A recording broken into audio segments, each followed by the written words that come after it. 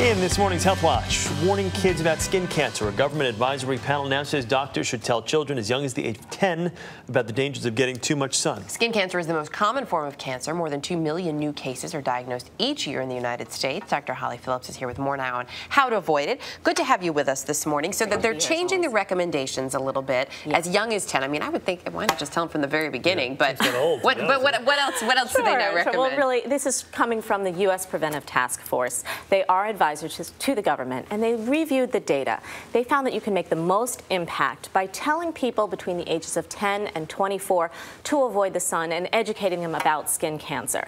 Now, the reason they're not recommending it for people over 24 isn't that the sun isn't still harmful then, it's just that most of the damage is done when we're kids. All right, so they've got these great new ways to present the information to kids so it really sinks in.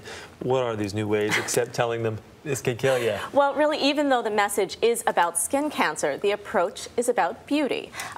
Their research showed for kids between the ages of 10 and 12, if you tell them that the sun causes wrinkles, they're more likely to avoid it than if you tell them that the sun causes cancer. So even at 10, they get the wrinkles thing? That's amazing. Yeah. You know, my grandmother always said, you know, it's not how you feel, it's how you look. So I guess she was on to something way ahead of her time. She was way ahead of her time. Yep. In terms of protecting yourself from the sun, let's go through best ways to do that, because I know even in the winter we need to do this. Absolutely. You know, Erica, it's really the basics.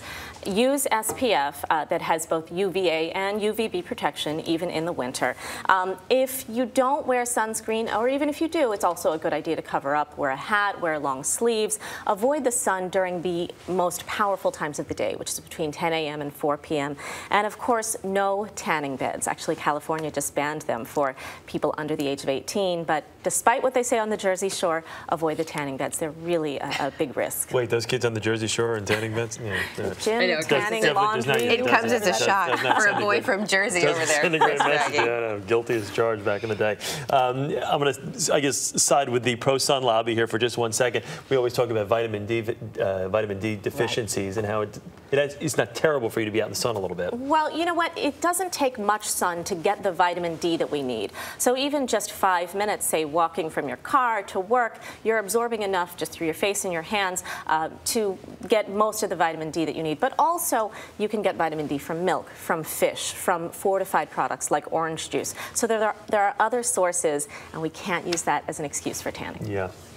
You think this is the type of thing that will this get through to kids this time around? You know what? I'm hoping so. I think we can make an impact really young just by saying the sun is something to think about. It's not just about laying out and getting tan, and it's not just about beauty, but it can have a long-term effect on your health or on how you look overall. But I would say too, you can even say it. I mean, there's no reason you can't tell your kids under 10 either. I mean, my 5-year-old knows that he uses sunscreen when he goes outside. So. I think what might actually be a good idea are some of those smoking ads that you see, you know, the before and after. You should just do the before and after with sun damage.